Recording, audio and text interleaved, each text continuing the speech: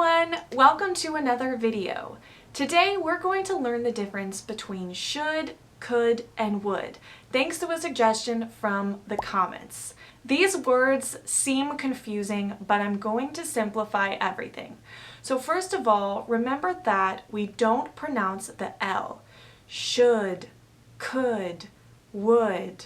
Now let's start with the easiest one, should. This means debería. It's giving a suggestion or advice or saying what the best thing to do is. Yo debería bañarme. I should take a shower. Tú deberías acompañarme a la fiesta.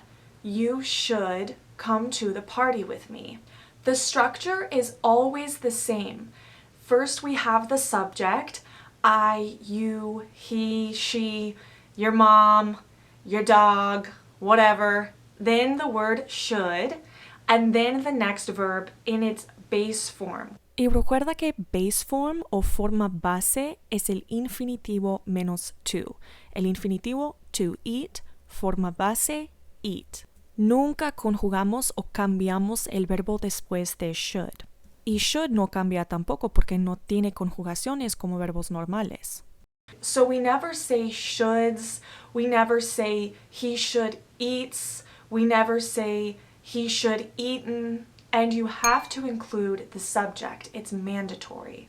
And by the way, if we want to make it a question, we change the place of the subject and the verb, because in English, in questions, the verb always comes before the subject. Here are some examples. You should stop talking. Should you stop talking? We should move there. Should we move there? So now you tell me how to say in English, él debería ser cómico.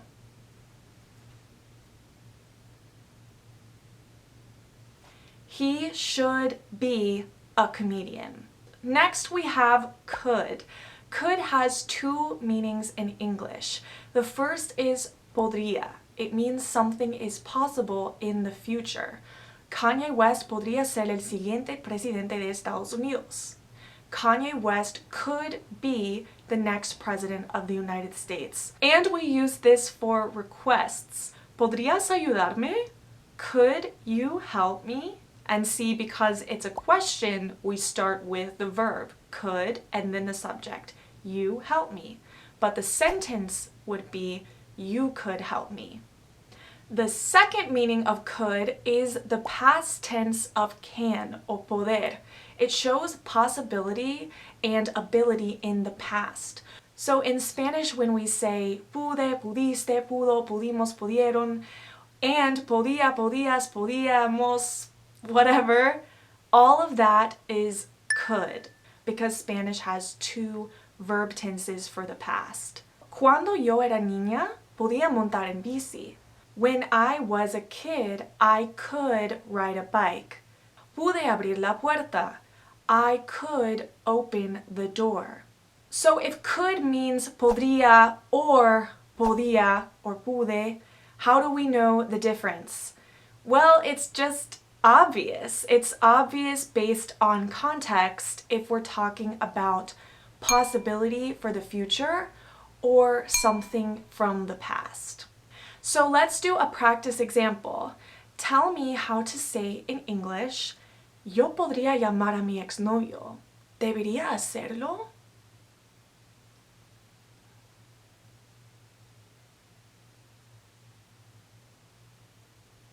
The answer is, I could call my ex-boyfriend. Should I do it? And the answer is no. The answer is always no. Never call your ex.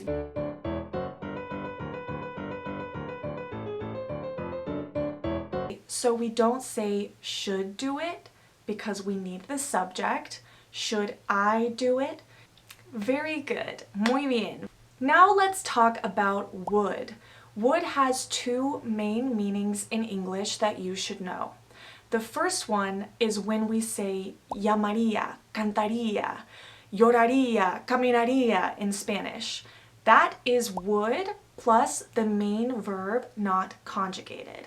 Yo comería, I would eat. Tú comerías, you would eat.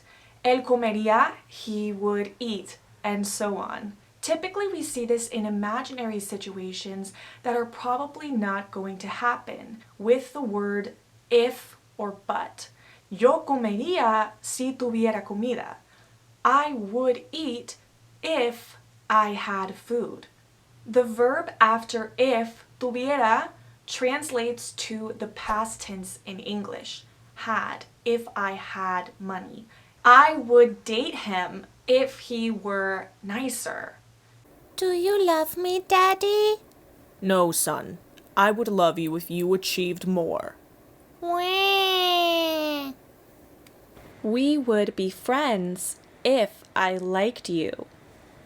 So there is a second meaning of would that you should know. We sometimes use would to talk about things we habitually did in the past, repeated actions.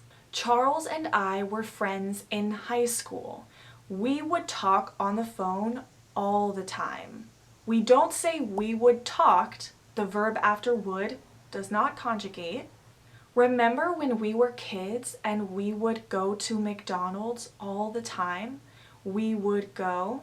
And the word would is special because it has contractions. I'd eat, you'd eat, we'd eat, she'd eat, he'd eat, they'd eat. So you can see that these three verbs all function in the same way because they all belong to the same group, modal verbs. They behave differently from regular verbs. They never conjugate, they never change form, and another verb comes after.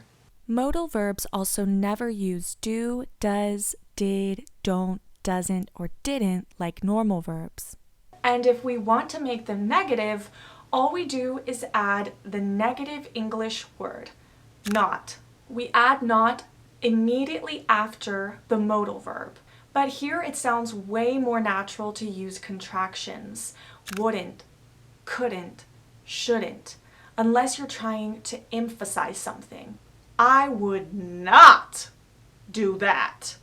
The pronunciation is shouldn't, kind of like shouldn't, shouldn't, couldn't, wouldn't. But in real life, we say these extremely quickly, like shouldn't, couldn't, wouldn't. Let's see some negative examples. Sorry I couldn't go to your party last night. It's fine, but why couldn't you go? 'Cause I didn't want to. 'Cause aquí significa because. My boyfriend proposed! And he wouldn't have done it if I hadn't begged him every day for 2 years. Habría, would have. No habría, wouldn't have. No habría hecho, wouldn't have done. You wouldn't believe how he proposed to me. You wouldn't believe. Hey, you shouldn't attack me like that. You shouldn't attack. I just want a hug. Solo quiero un abrazo. A note about the pronunciation of modal verbs. We often pronounce these words really quickly, almost without a vowel. I should call him. Should call him. I'm barely opening my mouth. I should call him. I could call him. I could. It's just like the k and the d together. Or could. I could call him. I would call him. I would call him. That's why it's so difficult to hear these verbs when native speakers talk. The reason we do this is because those words are not important. We're really pronouncing the main verb of the sentence. I could call him.